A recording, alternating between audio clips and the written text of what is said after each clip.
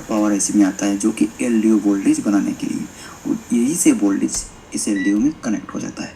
तो ये main source voltage है जिसको तोड़ के 1.8 वोल्ट यहाँ से बना के इसमें दिया जा रहा है, और इसमें एक सीपीयू से एनेबल आएगा। ठीक है, तो दोस्तों ये जो वोल्टेज है BM 1.8 वोल्ट, तो ये वोल्टेज अगर नहीं बनेगा तो क्या करना है आपको, तो किसी 1.8 वोल्ट लाइन से आपको जंपर कर देना है। ठीक है, जंपर उठाना है और इसमें जंपर कर देना है, देखना है जंपर करके अगर मिसिंग होता है, आपको नहीं मिल रहा है, तो जंपर करके टेम्पोररीली आप इसमें चेक कर सकते हो कि आपका बेस बैंड सही हुआ या नहीं हुआ। ठीक है, ये जो वोल्टेज है इसी की वजह से बेस बैंड अननोन बहुत ज़्यादा होता है।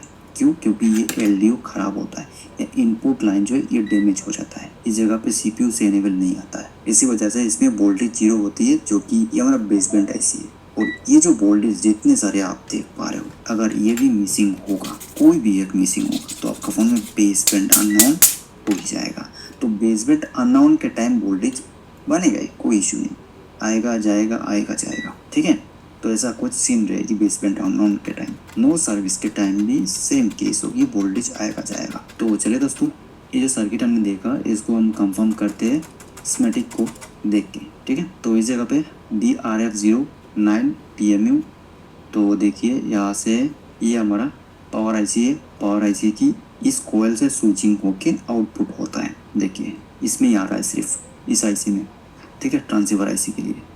फिर इसको देखते हैं, और ये भी इस जगह पे 1 माइक्रो हेनरी कोयल से स्विचिंग होके 1.3 वोल्ट किस पे जा रहा है, इस आईसी में, प्लस ये जो DRX आईसी है इसमें भी इनपुट हो रही है, जो कि ये DRX LNA आईसी है। फिर हमारा PRX के लिए जो LNA आईसी इसमें भी इनपुट हो रही है, और इस जगह पे हमारा एक और आईसी है जो कि स्काईवाट का आईसी है, और ये आईसी कौन सा है, NR बैंड 77-78 के लिए, इसमें भी इनपुट हो रहा है। और फिर इस जगह पे इस BRF 1.8 वोल्ट को देखते हैं। तो देखिए दोस्तों, BRF 1.8 वोल्ट जो है SPDT यहाँ पर जो स्विच है इसमें भी आ रहा है।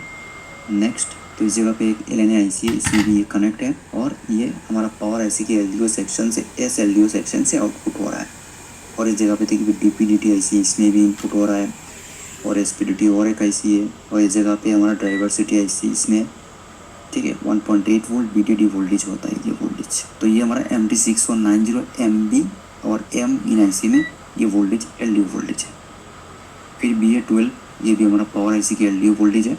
देखिए ये पावर आईसी के LDO वोल्टेज इस जगह पे CPU में भी जा रहा है, बहुत सारी जगह में जाता है। BM 1.8 वोल्ट, इसको देखते हैं। तो देखिए दोस्तों, ये जो बहुत सारी जगह पे जा रहा है, देखिए LNA आईसी है, इसमें जा रहा है BIO वोल्टेज। ठीक है, देखिए बहुत सारे जगह पे, और ये हमारा इस आईसी में भी जा रहा है जो कि APT आईसी। और अभी देखिए ये वाला आईसी जो है, यही आईसी हमारा LDO आईसी है। ठीक है, तो पावर आईसी के ठीक कोने में लगा हुआ रहता है। देखिए यहाँ पर मान लीजिए पावर आईसी और पावर आईसी के ठीक इस साइड पे लगा हुआ रहेगा, कुछ ऐसा इसका लेग रहेगी, ऐसा कुछ। ठीक है, और ये आईसी हमारा LDO आईसी जो कि ये वाला। तो इसी LDO आईसी में BS1 इनपुट हो रहा है इसमें, और इस जगह पे CPU से एनेबल आ रहा है। ठीक है, चिप एनेबल लिखा है, CE चिप एनेबल, और ये एनेबल 1.8 वोल्ट होता है। फिर इस जगह पे देखिए B आउट, वोल्टेज आउट, तो ये जो है 1.8 वोल्ट आउट करता है, जो कि इस जगह पे 1.8 वोल्ट आया, और इसमें जो है 2.0 वोल्ट आता है, तो इसको तोड़ के यहाँ पर आउटपुट करता है। तो आप सोच रहे हो कि हम इसी वोल्टेज को इस जगह पे बाईपास कर देंगे तो हमारा फ़ोन में नेटवर्क आ जाएगा, तो ऐसा हो भी सकता है और नहीं भी हो सकती है, और इसमें आपको रिस्क भी रह सकता है। कौन सा? कि आपका CPU डैमेज होने की। ठीक है, तो इसमें आपको ऐसा नहीं करना है, इसको बाईपास नहीं करना है। ठीक है, ऐसा बिल्कुल भी इस काम को अप्लाई नहीं करना है।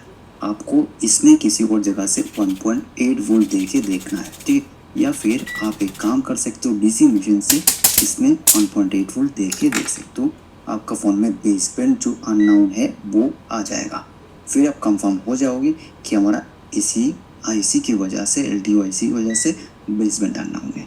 तो आप इसको अच्छे से रिपेयर करो, दूसरे फ़ोन से 1.8 वोल्ट वाला LDO इसमें लगा दो। ठीक है, तो दोस्तों ये जो वोल्टेज है बहुत सारे जगह पे जाता है, देखिए बहुत सारे जगह पे। तो ये वोल्टेज इन आईसी के लिए IO वोल्टेज, BIO वोल्टेज, जो कि क्लॉक और डाटा के लिए होता है।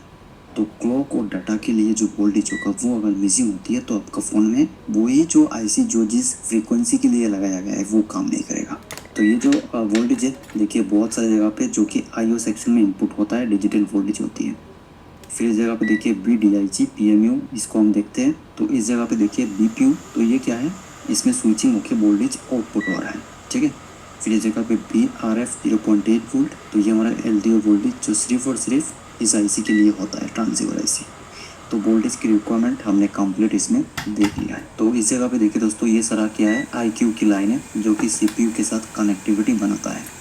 इन्हीं से प्रॉब्लम होगी तो आपका फ़ोन में क्या होगा, नो सर्विस का इशू आएगा, ठीक है ना। देखिए ये सारा का सारा लाइन इसमें कनेक्ट है। तो ये IQ की लाइन, इसमें DRX, PRX, TX की इसमें लाइन है। तो जो UL होगा अपलोड, DL होगा डाउनलोड, तो ये आ रहा है CPU से, इसमें आ रहा है, ठीक है। इसमें क्या है, आ रहा है, TX आउट हो रही है तो इसमें आएगी। और DL मतलब डाउनलोड जो जा रहा है, तो इसको भी आप समझो इस तरह। और बाकी इस जगह पे देखिए MIPI सेक्शन है, जो कि ये हमारा प्रोटोकॉल बेस्ड सेक्शन है।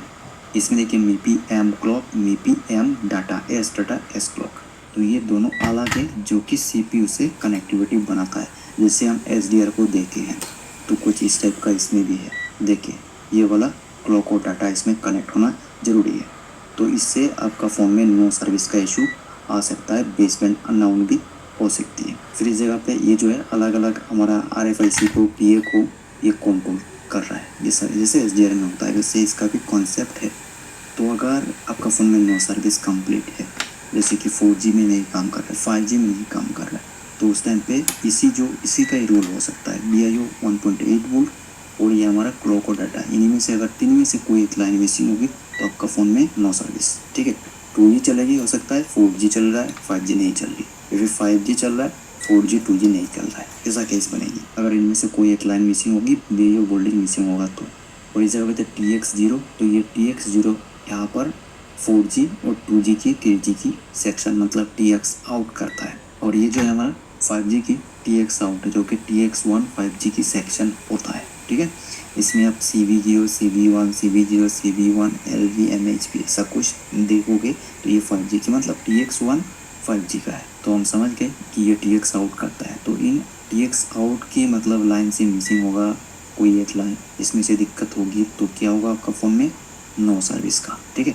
उस टाइम पे आपका फ़ोन में लिस्ट बनेगी, लिस्ट जैसे आप सर्च करोगे मैनुअल सर्च, उस टाइम पे लिस्ट बनेगी लेकिन सिलेक्शन नहीं होगा, फील्ड आएगा। और जैसे कि यहाँ पर हमारा PRX के प्रॉब्लम होती है तो फ़ोन में क्या होगा, DRX अगर कनेक्ट होगी तो DRX से रिसीविंग हो जाएगा, ठीक है। तो उस टाइम पे लिस्ट बन जाएगा, लेकिन TX कनेक्ट है तो हमारा PRX कनेक्ट नहीं होने से आपका फ़ोन में रजिस्टर नहीं होगा। और ये जो हमारा IQ की लाइन, इनमें से मिसिंग होने से नो सर्विस आ जाएगा, तो आपका फ़ोन में क्या होगा, लिस्ट भी नहीं आएगी, ठीक है। तो दोस्तों इसी वीडियो में मैं आपको फॉल्ट भी बता रहा हूँ और सर्किट को भी समझा रहा हूँ, आपको समझना है। और ये सारा क्या है हमारा PRX, तो इनसे दिक्कत होगी तो आपका फ़ोन में नो सर्विस आएगा। बस DRX से रिसीविंग होगी तो लिस्ट बन जाएगी, नहीं तो DRX और PRX डिस्कनेक्ट होगा तो आपका फ़ोन में क्या होगा, नो लिस्ट बनेगी, नो सर्विस आएगा, लिस्ट भी नहीं आएगा, ठीक है। तो अभी देखिए इस जगह पे BPI सेक्शन है, BPI बस सेक्शन, ठीक। तो ये सेक्शन असल में करता क्या है, तो दोस्तों ये जो सारा का सारा लाइन है ये वोल्टेज की लाइन है जो कि कंट्रोल कर रहा है, स्विच कर रहा है, किसी को स्विच कर रहा है।